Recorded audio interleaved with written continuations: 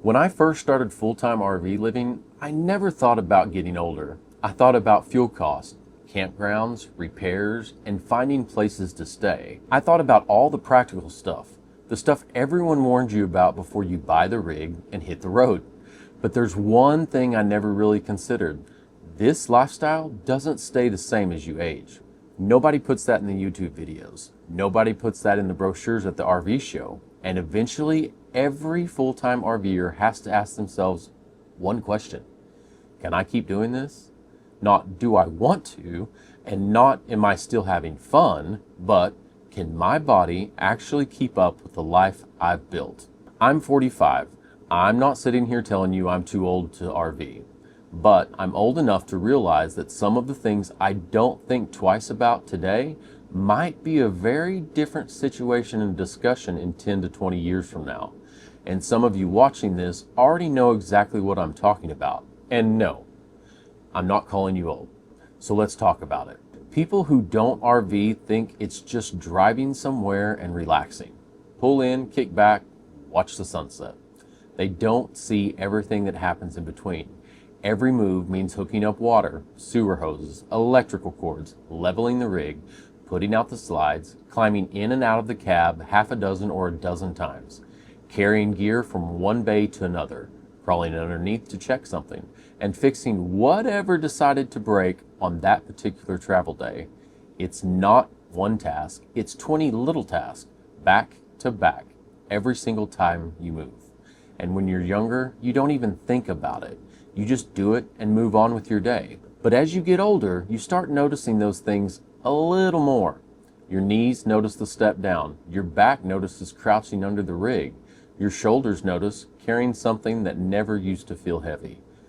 None of this is dramatic. It's just there now in a way it hasn't been before.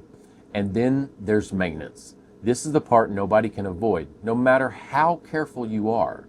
Roofs need inspected, sealant cracks in the heat and has to be redone. Tires need checked before a long haul.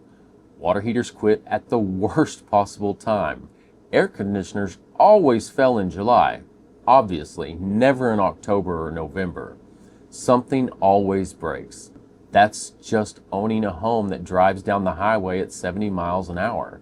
And fixing those problems often means standing on the ladder with the caulk gun in one hand, working overhead until your shoulders burn, crawling underneath the RV on gravel or dirt or mud, lifting heavy parts that used to feel like nothing. And eventually, there may come a point where that repair itself isn't even difficult. You know exactly what to do. You've done it before. You've done it 100 times before. Your body just says, not today. And I think that's probably one of the strangest parts of getting older. Your mind can still know exactly what needs to be done. Your body now gets a vote too. And sometimes the body vote wins every single time. There's another part of this that almost nobody mentions when they talk about getting on the road. It's recovery.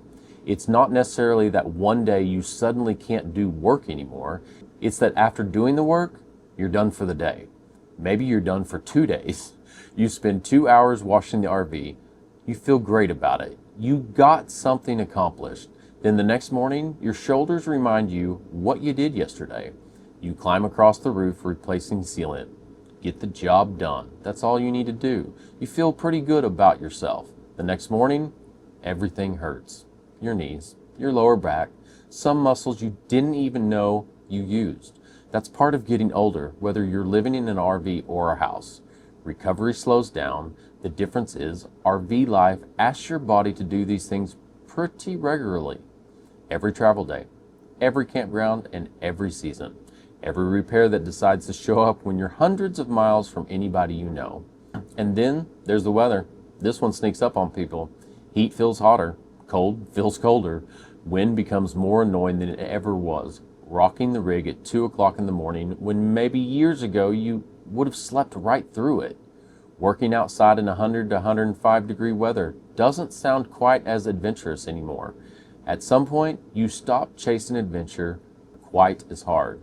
You start chasing comfort. The shaded site, a mild forecast, a place that is easy to get into, Maybe somewhere you're not going to spend half the afternoon leveling the RV. And there's nothing wrong with that. It's not you giving up, it's you listening. And I think one of the biggest changes might not even be physical, it's mental. When you're younger, you might ask, can I fit another trip in? You're stacking destinations. One more state, one more national park, one more 3-day dash across the country. Because why not? Later, the question starts changing. How hard is that campground to get into? Is that site level? Are those hookups easy? How far am I driving tomorrow? Do I really want to tear all this down again after being here for only 2 days? You start choosing easier campsites, shorter drives, and longer stays.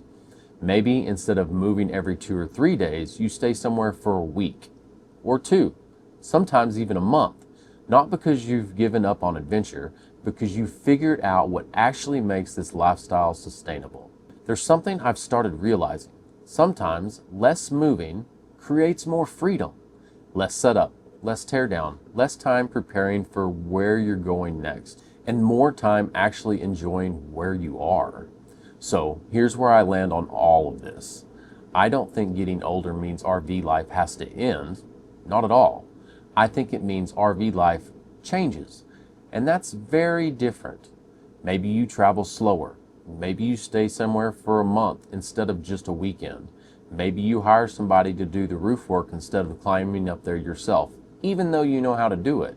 And maybe you downsize from a big fifth wheel or a motorhome to something smaller and easier to manage. Maybe you simplify your whole setup so there's less that can break, which also means it's less to fix. None of those things mean you failed at this lifestyle. They just mean you've adapted. And if you think about it, that's exactly what every good RVer has been doing since day one. You adapt to the weather, adapt to breakdowns, you adapt to when the campground you planned on staying at is full. You adapt when the route changes. You also adapt when life changes. Aging is just one more thing to adapt to. Because in the end, the goal was never to prove that you could keep doing RV life exactly the way you did it 20 years ago. The goal is to keep enjoying it for as long as possible, however that ends up looking for you. And I really want to hear from you on this one. If you've been RVing for a while, what's one thing that's become harder than it used to be? The hookups, the roof work, the long drives, getting underneath the rig? And if you're just getting started, what's something you're already thinking ahead about, even this early in the journey? Drop it below. I read every one. And some of the best insights on this channel comes from you all, not from me. Last thing, remember, we aren't getting older. We're just getting harder to update. I will see you in the next one.